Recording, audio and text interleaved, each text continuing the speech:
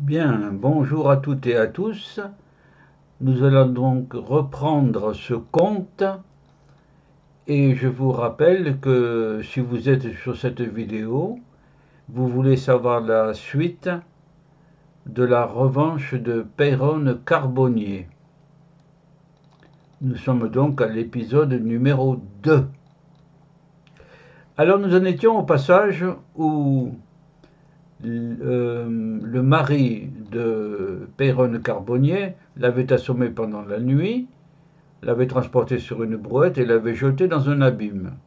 Et nous nous étions arrêtés quand le mari était revenu chez lui et qu'il paraissait beaucoup plus tranquille, qu'il ne se repentait nullement, qu'il n'avait aucun remords de cet acte criminel. Mais que devient donc Péronne Carbonnier jeté dans le gouffre? C'est à ce point que nous allons répondre dans ce deuxième épisode. Alors, Péronne, au contraire de son mari, s'était réveillé.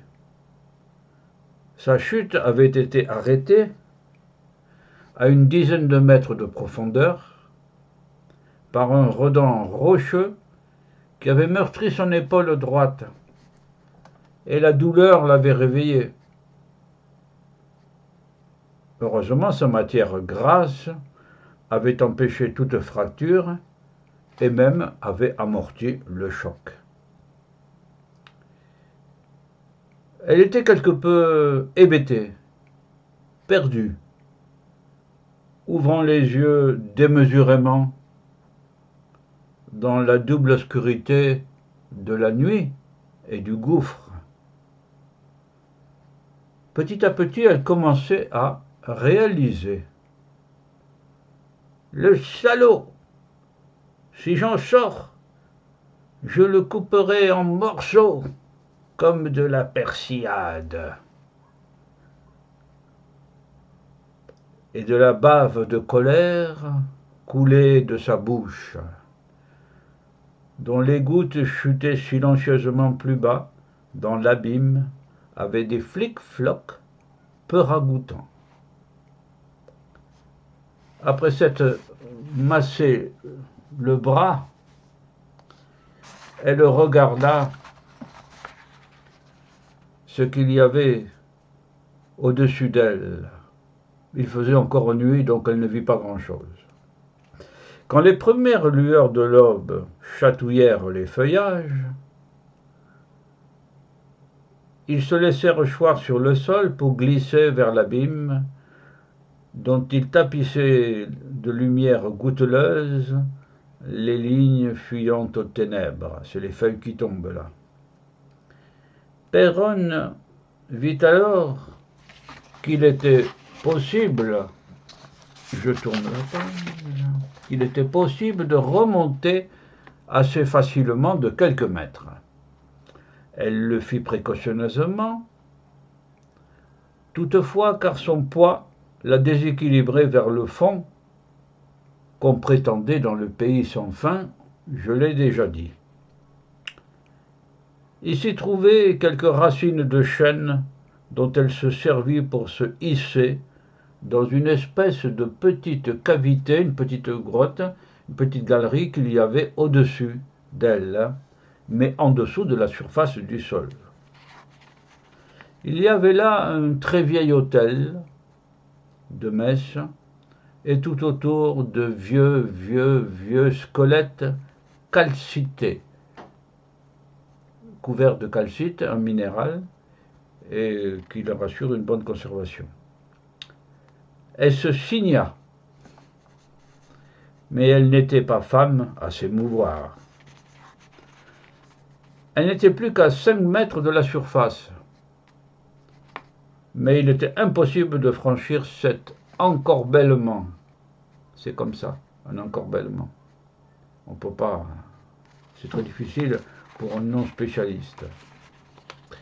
Alors, de toute la force de ses poumons de forge, elle souffla et hurla.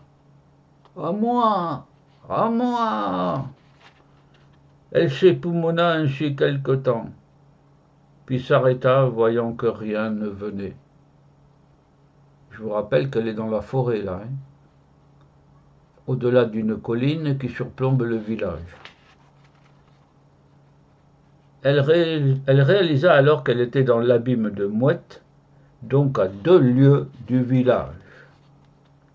Alors son visage s'empourpra, et en tendant un poing vers le ciel, elle hurla encore. Salaud, salaud, je t'aurai, je vais en sortir, et alors je te ferai couper le cou. Puis elle s'assit mollement sur une pierre plate pour se reposer.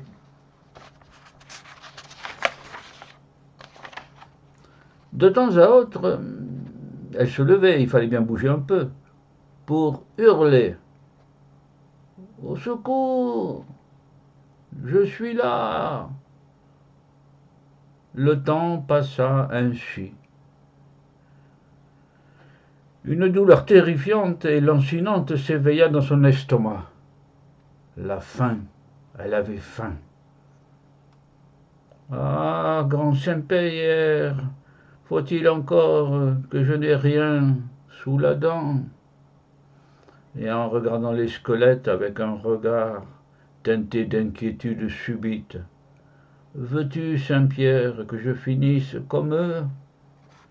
Une larme d'attendrissement sur elle-même chut dans une flaque d'eau, en faisant plic.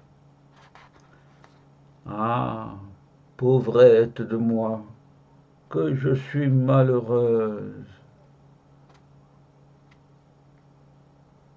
Et le temps s'écoula cruel et impavide. L'estomac faisait des gargouillis sonores, creux, comme les gargouilles des églises font après les pluies sur la façade de celle du village, par exemple. Ces gargouillis, c'était là le plus terrible. Elle trouva quelques noix quand même, qui trompèrent sa faim, et ses larges mains contre la paroi recueillirent de l'eau, chargée de petites particules de terre. Toutefois, le matin du 3e jour, elle entendit du bruit. Le 3e jour, hein, elle entendit du bruit. Quelque chose qui grattait au-dessus d'elle. Serait-ce les premiers secours? Puis un aboiement. C'était un chien, un mâtin. Vieux mot pour qualifier un chien. Péronne le héla. Hé, chien, viens ici, aboie. Mais hélas, l'animal continuait à aboyer, et dans ce coin perdu, dans la forêt, loin de la commune, personne ne l'entendrait. Alors elle le laissa aboyer de guerre lâche, car l'animal s'était acharné. Puis le soir tomba, et le silence vint. La nuit fut très mauvaise, très mauvaise. Le voisinage n'était pas enchanteur, les squelettes, là, semblaient la regarder de leurs yeux caves. Par ailleurs, Péronne regardait au fond, en bas. Sans le savoir, elle avait des hallucinations. À force de scruter les ténèbres, elle voyait au fond du gouffre des formes blanches qui dansaient. Étaient-ce des fantômes? Du temps jadis, elle entendait aussi des bruits et se signa. Ces formes flottaient, dansaient, virevoltaient. Elles étaient légères, légères.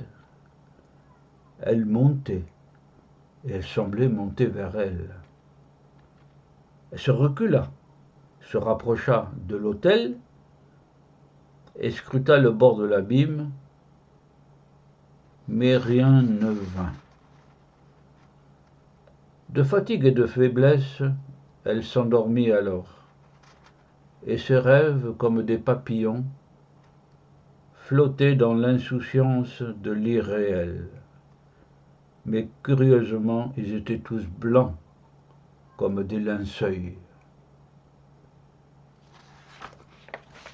Voici donc ce deuxième épisode de la revanche de Péronne Carbonnier, numéro 2 donc, consacré à Péronne Carbonnier. Nous avons vu donc qu'elle est au fond, enfin qu'elle a réussi à remonter dans une espèce de cavité proche de la surface et qu'il y avait un hôtel avec des squelettes autour, qu'elle a réussi à trouver quelques noix à manger, mais pour une personne de ce calibre,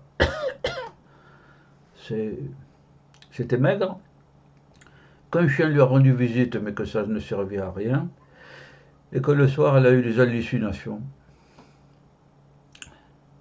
La question qui se pose, va-t-elle rester là, va-t-elle mourir là, va-t-elle devenir un de ces squelettes, ou va-t-elle réussir à prendre sa revanche?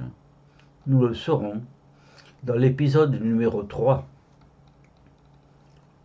Je vous donne rendez-vous à ce numéro 3. Au revoir à toutes et à tous.